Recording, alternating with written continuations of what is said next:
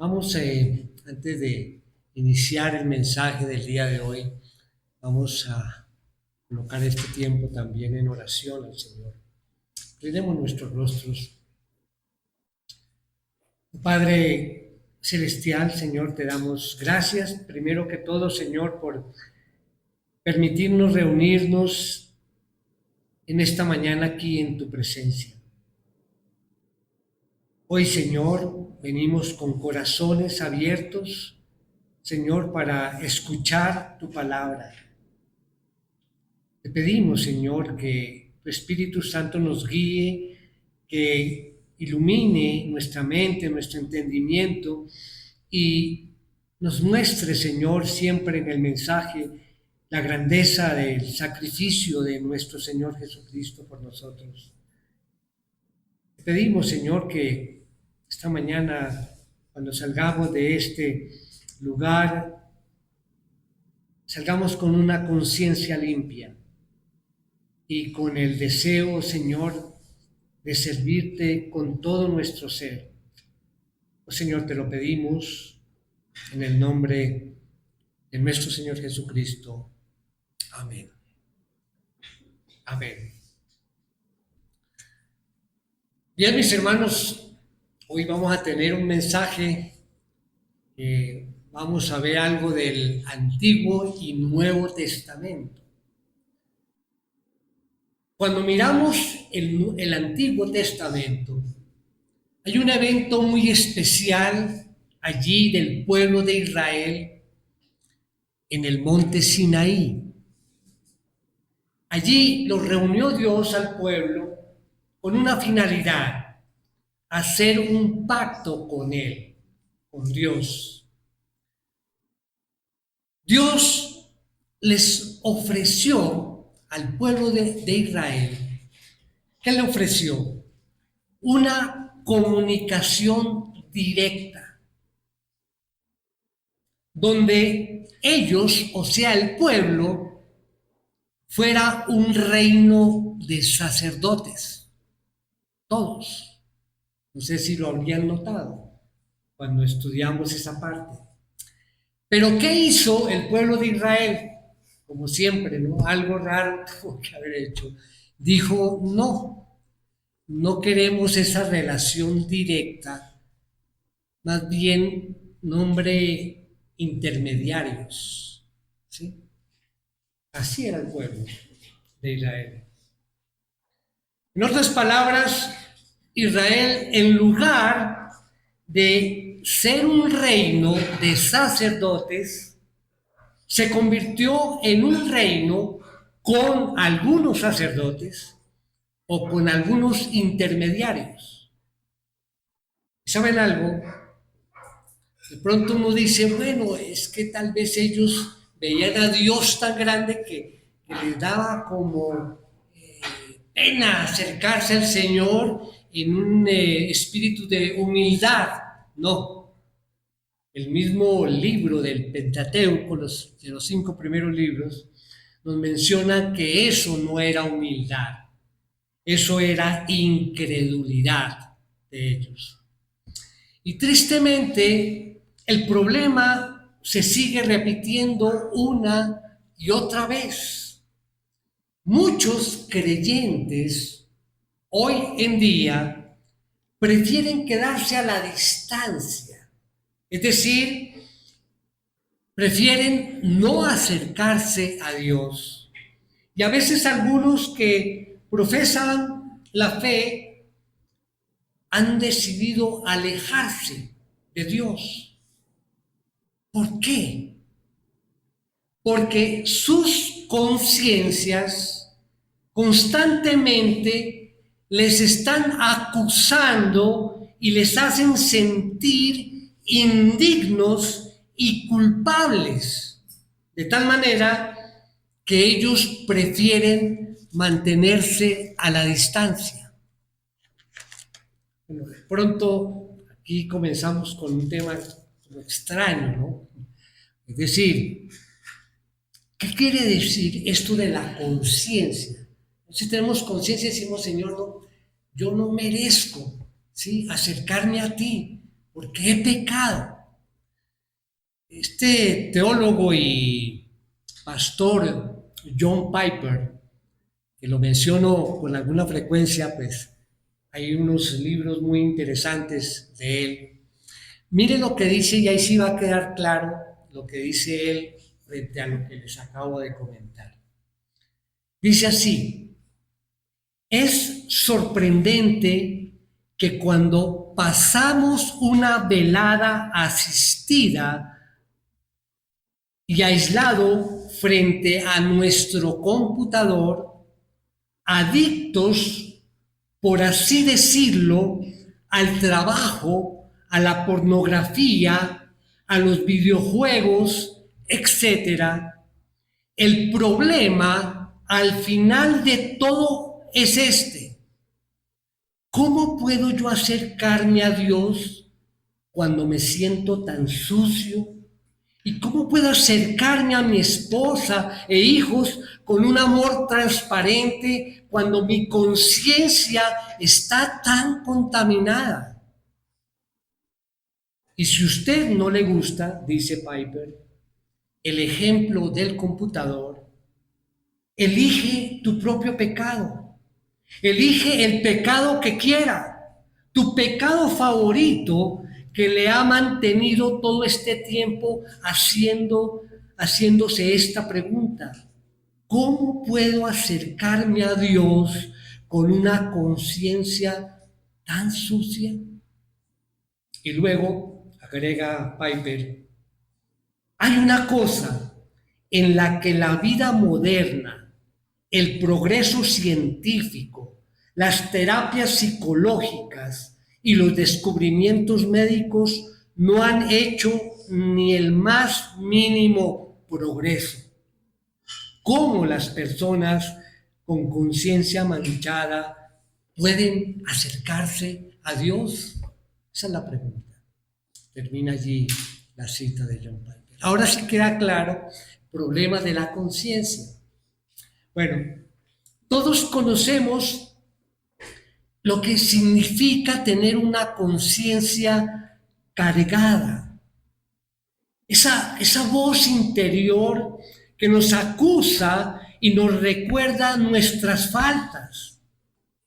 Israel allí también vivió con esa carga, manteniéndose a distancia de Dios. Y hoy muchos siguen igual, atrapados allí en su culpa y en el miedo. Pero hay un pero, una esperanza. Hebreos 9, en el libro de Hebreos 9, nos trae una noticia gloriosa. Cristo abrió el camino al lugar santísimo y su sangre limpia nuestra conciencia para que podamos acercarnos confiadamente al Dios vivo.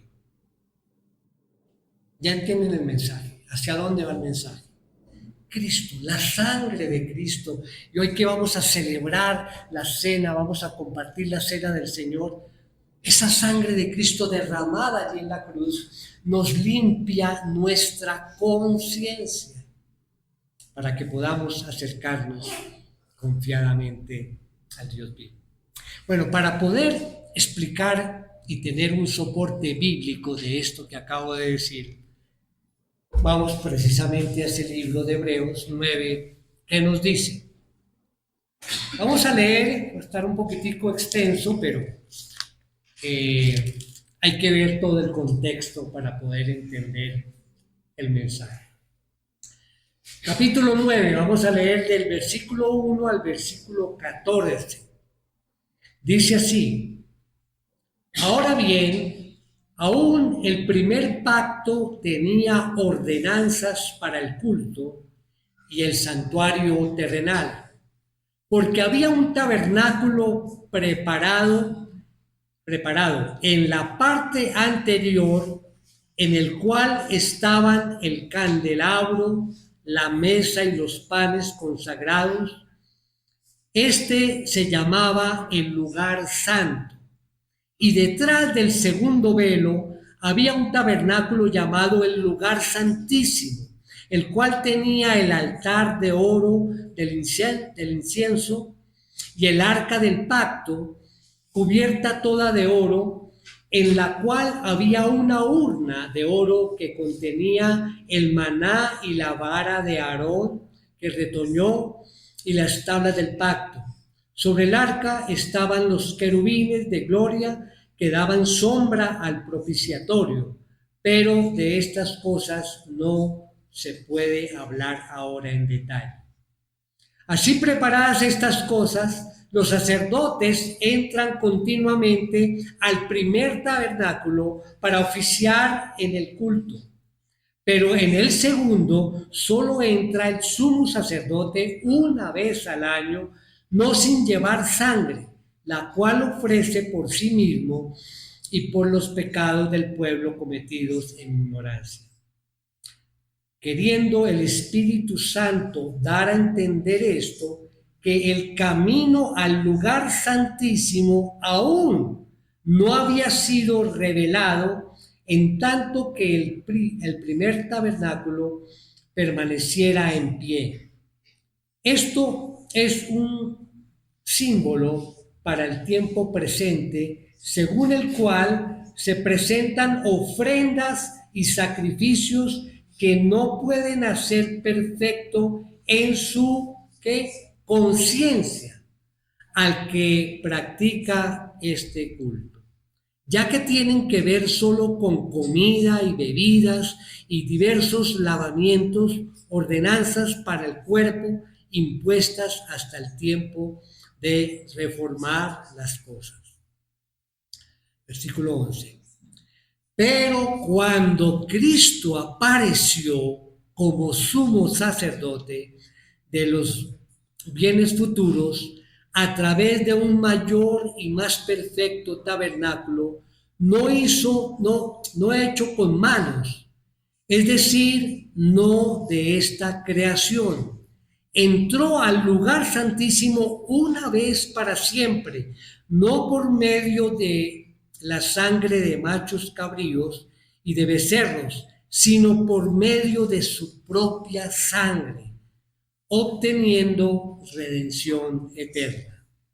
Porque si la sangre de los machos cabríos y de los toros y la ceniza de la novilla, rociadas sobre los que se han contaminado, santifican para la purificación de la carne, cuánto más la sangre de Cristo, quien por el Espíritu eterno, él mismo se ofreció sin mancha a Dios, purificará nuestra conciencia de obras muertas para servir al Dios vivo. Bueno, hoy vamos a mirar este pasaje y muy al contexto de lo que pasaba allí. Así es que vamos a ver 4 puntos en el desarrollo del mensaje que hemos titulado Dios es celoso con su adoración. Y la idea principal dice, la obra de Cristo reemplazó lo temporal por lo eterno, lo incompleto por lo perfecto y lo externo por lo interno. Vamos al primer punto. El antiguo orden es el culto y el santuario terrenal, como lo leíamos. Allí, frente al punto A, vamos a colocar un sistema limitado. Empezamos hablando precisamente de ese antiguo orden. El enfoque está en estos primeros 10 versículos que leímos, pero vamos a centrarnos allí en el versículo 9 y 10. Miremos nuevamente lo que dice 9 y 10 para recordar. Esto es un símbolo para el tiempo presente, según el cual se presentan ofrendas y sacrificios que no pueden hacer perfecto en su conciencia al que practica este culto, ya que tienen que ver solo con comidas y bebidas y diversos lavamientos, ordenanzas para el cuerpo impuestas hasta el tiempo de reformar las cosas. Aquí hay dos cosas que quiero resaltar allí en ese orden antiguo. En primer lugar, vemos una declaración general del autor de la carta del orden antiguo. Dice en el versículo 1, ahora bien, aún el primer pacto tenía ordenanzas para el culto y el santuario terrenal. Pensemos en esa descripción general. Había un culto antiguo, había un santuario antiguo y había un pacto antiguo. ¿De acuerdo? Dios había instituido unas leyes y unas ordenanzas para poder administrar y gobernar ese culto antiguo. Ahora bien, bueno, ¿para qué me sirve esto? ¿Cómo lo explicamos? Bueno, los versículos del 2 al 10, que ya leímos, van a explicar ese anuncio general que vimos en el primer versículo. El antiguo culto tenía ordenanzas tanto para el culto como para el santuario o para el templo o el tabernáculo en este caso. Y lo explica básicamente en dos partes. Las ordenanzas relacionadas con el santuario, o sea, la estructura del tabernáculo, y las ordenanzas relacionadas con el culto, lo que tenían que hacer allí dentro del santuario, como dice el primer versículo. Entonces, ¿qué vemos allí? El culto antiguo, o sea, el antiguo pacto, para seguir, la misma temática que viene el autor tratando, dice que había un santuario, un tabernáculo, es decir, un lugar físico donde se manifestaba la presencia de Dios. Pregunto, ¿quién hizo ese tabernáculo? ¿Quién lo hizo? Los hombres, ¿sí? Las manos de los hombres. Pero dice el texto que en el tiempo de Moisés, ellos lo hicieron siguiendo la dirección de Dios. ¿Por qué? Tenía que ser según la dirección de Dios, porque ese tabernáculo ese santuario era una copia o una sombra de un tabernáculo o un santuario celestial. ¿Y cómo está distribuido este santuario? Según el autor, había dos partes. Primero estaba el lugar santísimo, santo, que dice allí, ubicado en la parte anterior, ¿no? Entonces estaba el atrio y después viene el lugar santo, traje el apuntador, pero allí podemos ver, y dice que allí nos dice que había un candelabro que tenía 7 brazos y tenía una mesa donde estaban los panes consagrados que eran permitidos comer solamente por los sacerdotes. Pero además, allí dice el autor, hay una segunda parte aquí que es el lugar santísimo. Allí detrás de ese segundo velo. Allí dice que había también un mobiliario, que estaba allí el altar de oro del incienso y estaba también el arca del pacto. Recordemos el arca del pacto, que era una urna, una caja que tenía las tablas de la ley, la vara de Aarón, y un recipiente con maná. Bueno, todo esto lo conocemos. La tapa del arca del pacto es lo que se llama el propiciatorio. Sobre esa tapa estaban ¿qué? Los dos querubines, así, que cubrían, digamos, todo el propiciatorio y todo el arca. Bueno, ahora bien, mirando ya esto como para centrarnos en la parte física, dice que no vamos a entrar a mirar todos los detalles, ¿sí? ¿Qué es lo que el autor a los hebreos quiere resaltar de toda esta descripción? ¿Qué es lo que quiere resaltar?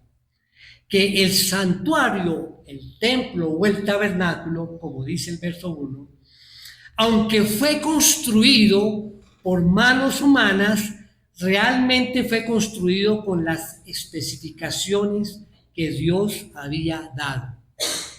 Eso es todo lo que quiere resaltar el autor. Tengamos presente eso. Lo que quiere resaltar el autor es que eso estaba construido por manos humanas, pero era establecido o dirigido por Dios. El santuario existía y tiene esa estructura, tiene ese mobiliario porque Dios lo había dicho. Punto. ¿De acuerdo? Hasta ahí, no sé, estamos claros, ¿verdad? Bien. Pero además, según el texto, dice que había unas ordenanzas, no solamente relacionadas con el santuario, sino también con el culto o con el servicio que se ofrecía allí dentro de ese santuario. Entonces vamos al segundo punto. El culto antiguo mediado por sangre. Frente a la letra A, el camino aún estaba cerrado. Recordemos la idea principal. La obra de Cristo reemplazó lo temporal por lo eterno, lo incompleto por lo perfecto y lo externo por lo interno. Bien, allí en los versículos del 6 al 10, miramos que dice así: así preparadas estas cosas, los sacerdotes entran continuamente al primer tabernáculo. ¿Cuál era ese? El lugar santo. Ahí podían entrar todos los sacerdotes, ¿sí? Para oficiar ¿qué? El culto. Aquí pensamos al culto allí dentro del primer lugar santo. Dice el versículo 7, pero en el segundo, que es el lugar santísimo, solo entra el sumo sacerdote una vez al año, no sin llevar sangre, la cual ofrece por sí mismo y por los pecados del pueblo cometidos en ignorancia. Versículo 8, queriendo el Espíritu Santo dar a entender esto, que el camino al lugar santísimo aún no había sido revelado en tanto que el primer tabernáculo permaneciera en pie. Ya voy a explicar eso. Versículo 9. Esto es un símbolo para el tiempo presente. Recordemos eso.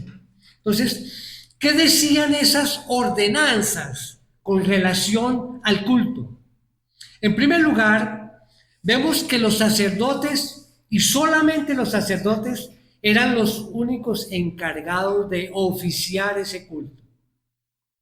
¿En qué consistía el culto? Bueno, dice que había sacrificios, había comida, bebida, lavamientos que tenían que ver con el cuerpo. En eso consistía el culto allí adentro y era oficiado por los sacerdotes. En segundo lugar, el autor nos dice que entre los sacerdotes había uno llamado el sumo sacerdote o el principal. Era el único que podía atravesar allí el segundo velo al lugar santísimo. Ya leímos allí, solo lo podía hacer él una vez al año. y también lo hacía para ministrar.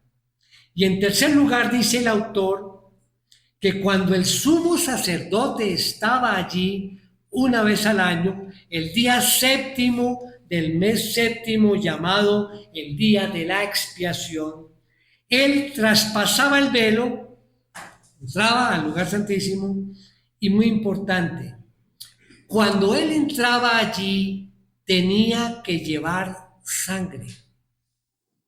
Ese es el único detalle que el autor le interesa que quede en nuestra mente en este momento, ¿sí? La sangre que él llevaba allí al lugar santísimo. Entonces, debía entrar allí con la sangre del sacrificio que había sido ofrecido, y allí, como con una especie de hisopo, con una brocha, rociaba esa sangre allí sobre el propiciatorio, o sea, sobre la tapa del arca del pacto, y rociaba allí esa sangre para expiar el pecado del sacerdote y también los pecados del pueblo. Bueno, se preguntarán, bueno, sí, eso ya lo sabemos, lo estamos recordando, pero ¿y eso? ¿Qué hacemos con eso? Alguien pregunta, bueno, ¿y qué tengo que ver con eso? O sea que miren, algo tan distante y extraño, preguntamos, ¿realmente eso es relevante? ¿Seguro que es relevante? Bueno, yo digo, si está aquí en Hebreos, que es del Nuevo Testamento, y hace referencia al Antiguo Testamento, pues si está en la Biblia, pues tiene que ser relevante, es importante. Miren lo que dice John Piper precisamente por eso, sobre esto. Dice, la manera de pensar acerca de lo viejo, lo extraño y lo lejano no es decir que es irrelevante o decir que es solo una sombra de verdades eternas, sino más bien decir que en ese viejo período de la historia, bajo el diseño soberano de Dios, todo estaba señalando a un nuevo período de la historia que comenzó con Jesús. Y es en Él que nosotros vivimos. Y el período anterior tiene mucha luz o arroja mucha luz sobre el significado del nuevo período, es decir, del nuevo pacto. Entonces el punto es, ¿por qué es esto relevante? Porque para entender lo que vamos a ver ahora acerca del nuevo culto o del nuevo orden, es necesario conocer qué pasaba en la antigüedad. Alguien dice, pues, bueno, quedamos ahí como con ganas de ver más detalles, ¿no? Del tabernáculo. Eso es toda una historia muy hermosa, el significado de cada elemento, el mobiliario que hay. Pero no puedo hacerlo, porque lo dice aquí la palabra. Vean en el versículo 5 al final, dice, pero de estas cosas no se puede hablar ahora en detalle. Así es que voy a seguir la instrucción del autor. No podemos entrar allá. Pero, ¿por qué es relevante? Porque, ¿por qué entrar en detalles no nos va a distraer realmente de lo que quiere el autor resaltar? El único detalle que vamos a resaltar es este, mis hermanos. ¿Por qué con sangre? ¿Por qué el sumo sacerdote, cuando entraba allí al lugar santísimo una vez al año, en el día de la expiación, tenía que entrar con sangre y rociarla allí en el propiciatorio? Bueno, la respuesta la encontramos allí mismo en Hebreos 9, pero vamos al versículo 22. Y dice, y según la ley, casi todo ha de ser purificado con sangre, y sin derramamiento de sangre no hay perdón. Ahora bien, todo esto de las leyes y ordenanzas todo lo del santuario como lo del culto, esos detalles, básicamente, ¿qué significado tenían?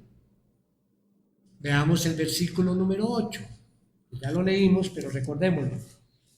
Dice, queriendo el Espíritu Santo dar a entender esto, que el camino al lugar santísimo aún no había sido revelado en tanto que el primer tabernáculo permaneciera en pie.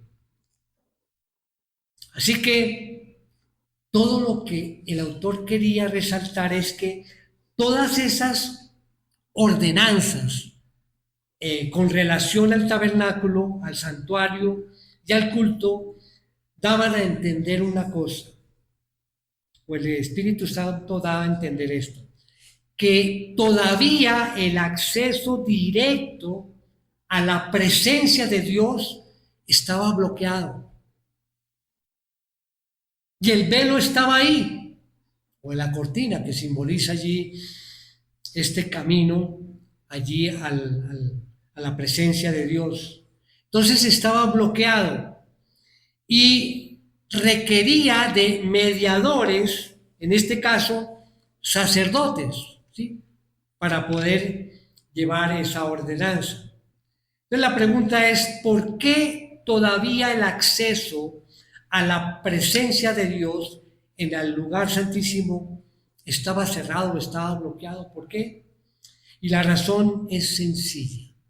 Porque esos sacrificios, aunque eran un medio de gracia para ellos y edificaba su fe, no eran perfectos.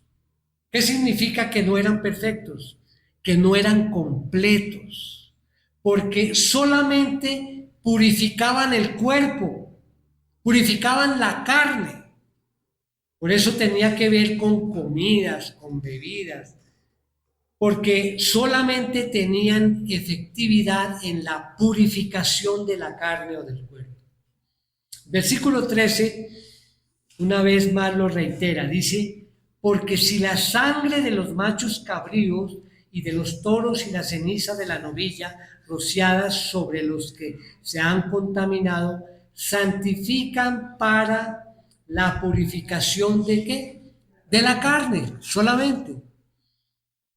Entonces, si eso no era perfecto, no era completo, si solamente trabajaba con lo de afuera y no con lo de adentro, al final esas cosas eran pues, realmente temporales.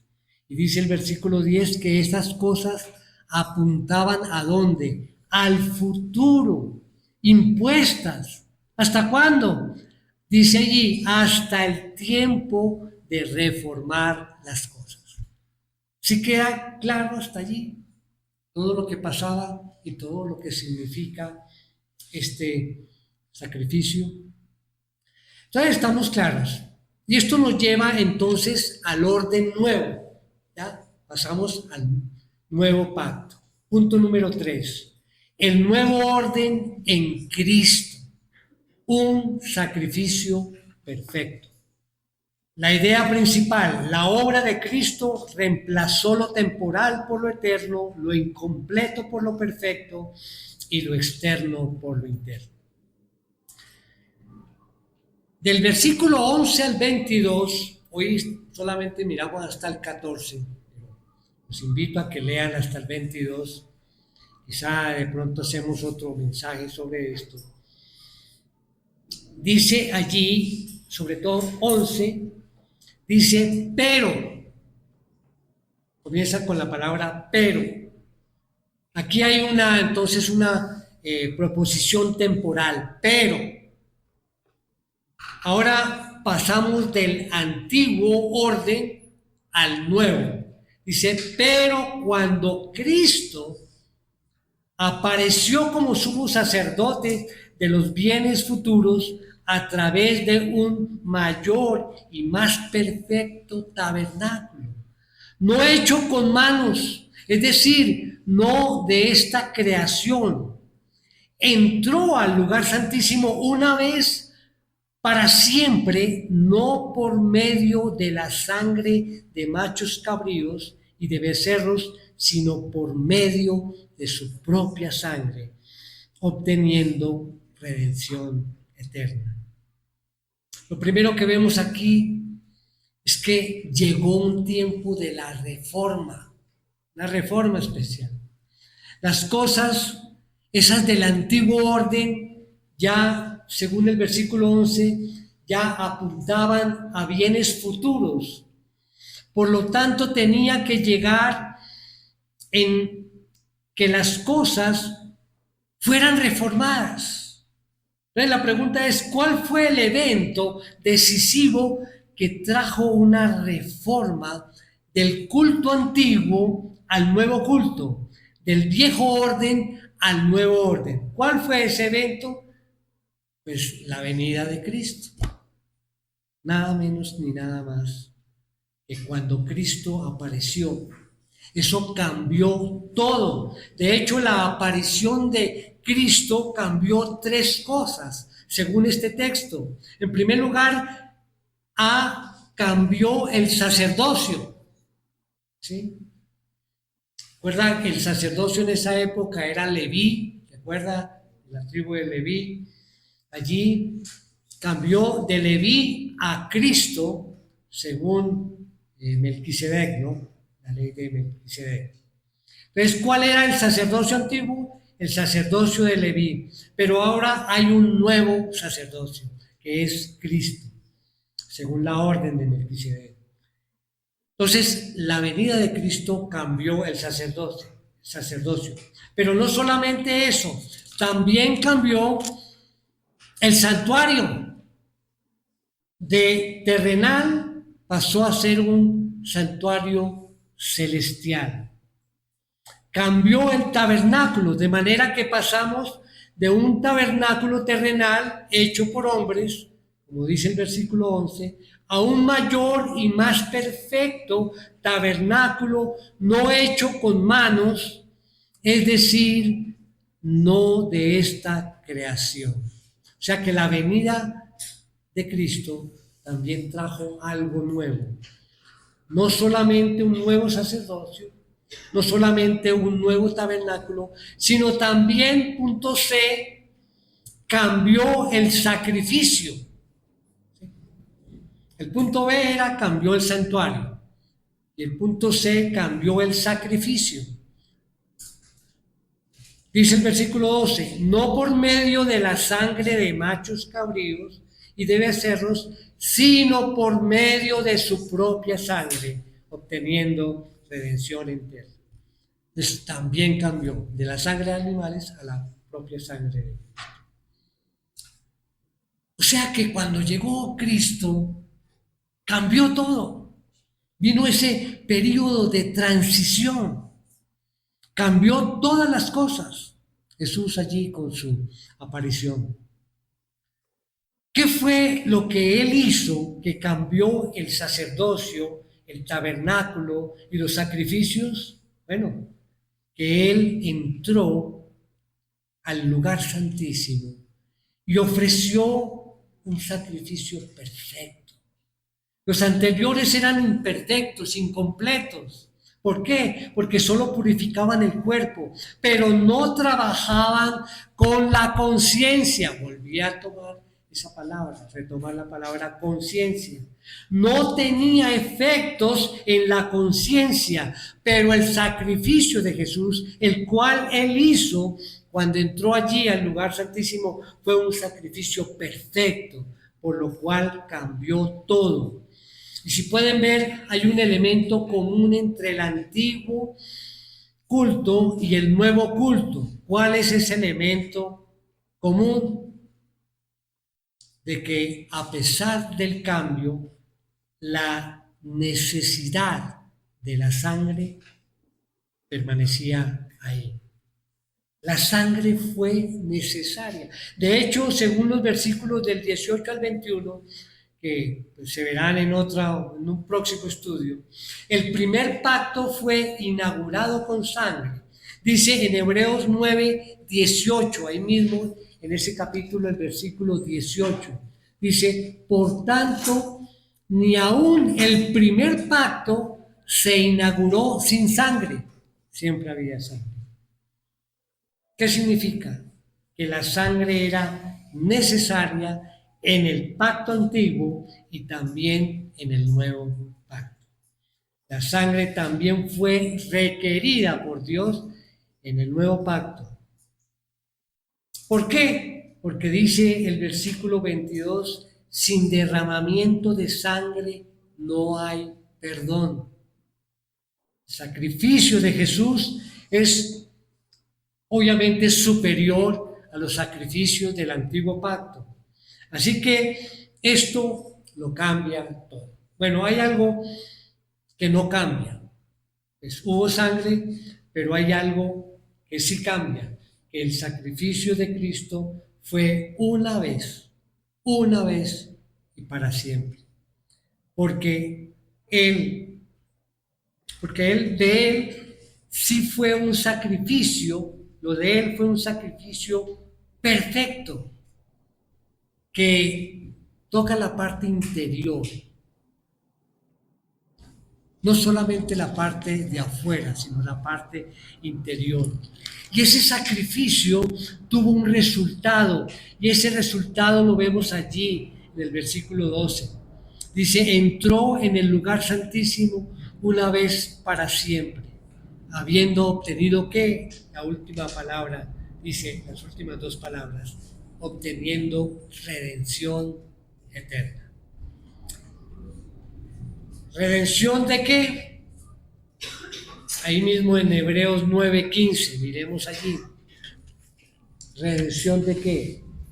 Dice, por eso Cristo es el mediador de un nuevo pacto, a fin de que, habiendo tenido lugar una muerte para la redención de las transgresiones que se cometieron bajo el primer pacto, los que han sido llamados reciban la promesa de la herencia eterna.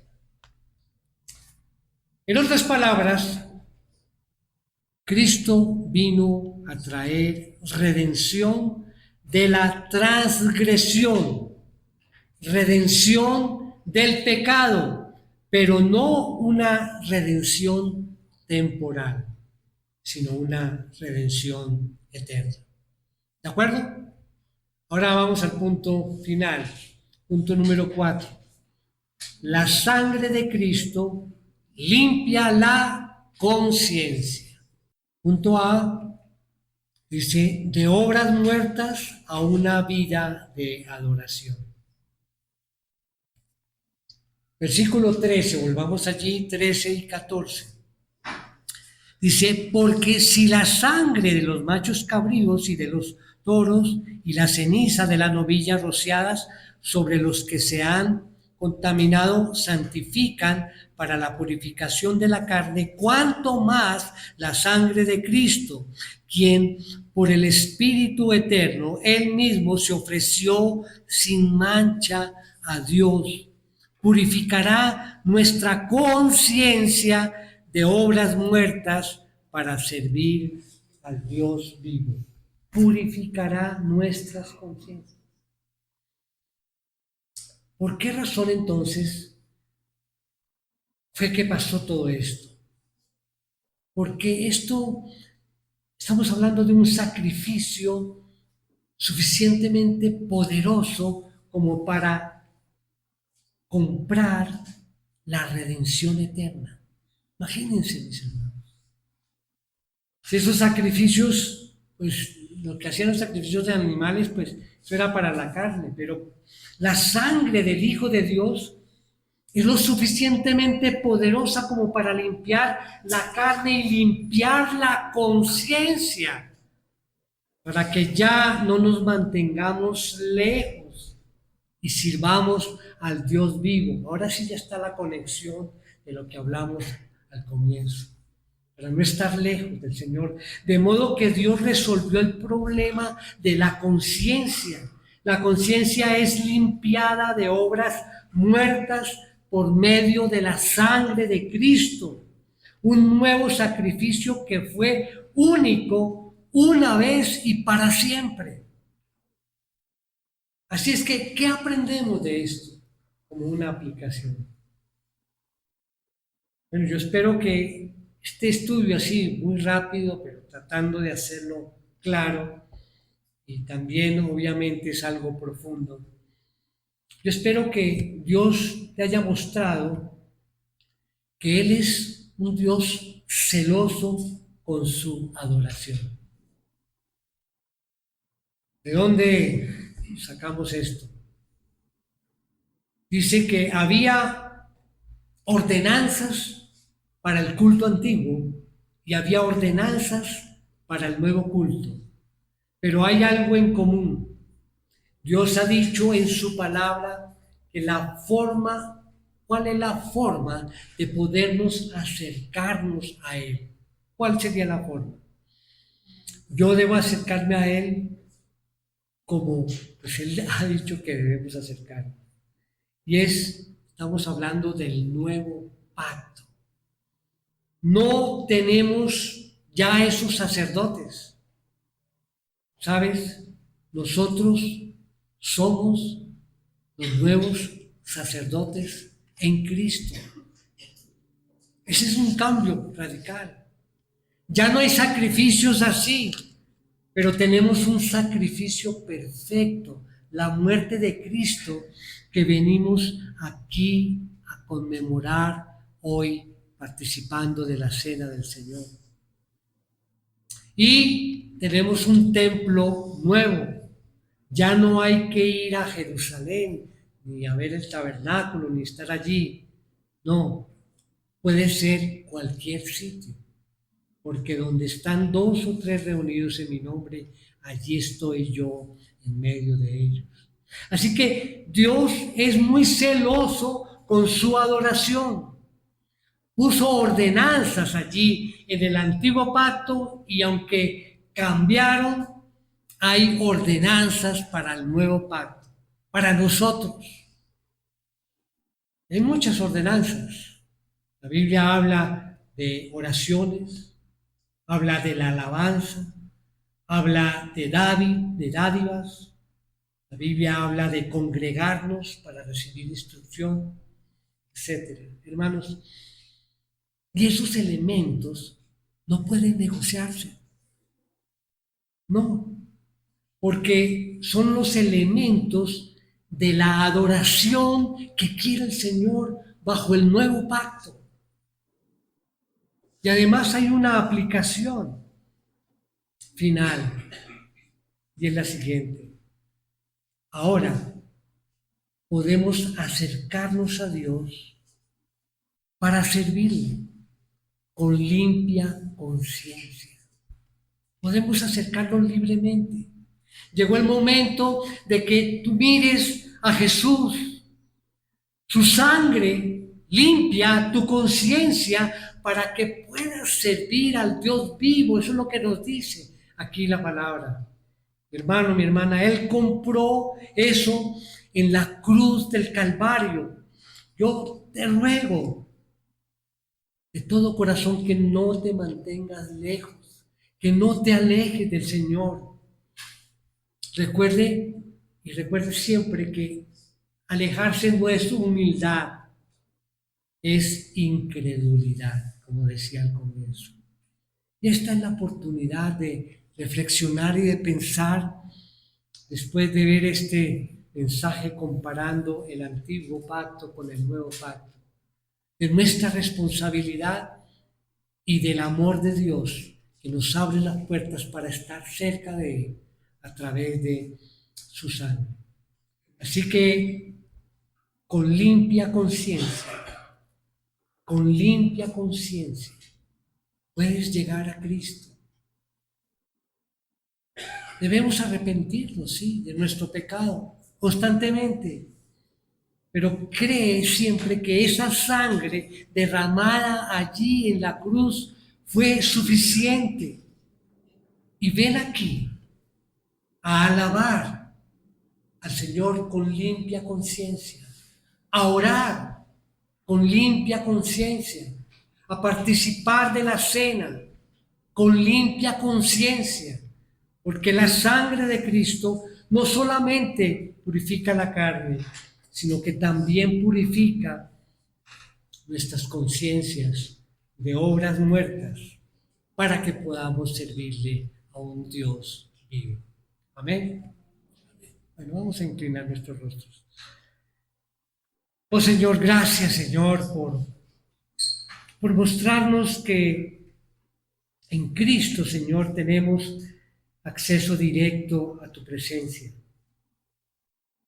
Gracias, Señor, por la sangre que limpia nuestra conciencia y que nos capacita, Señor, para servirte. Ayúdanos, Señor, a vivir en santidad y a recordar siempre que nuestra redención es eterna. Señor, te pido que al participar de la Santa Cena podamos hacerlo con gratitud y reverencia. Consciente, Señor, del precio que fue pagado por Jesús, por lo que hizo por nosotros. Gracias, Señor, oramos hoy y siempre. En nombre de nuestro Señor Jesucristo. Amén.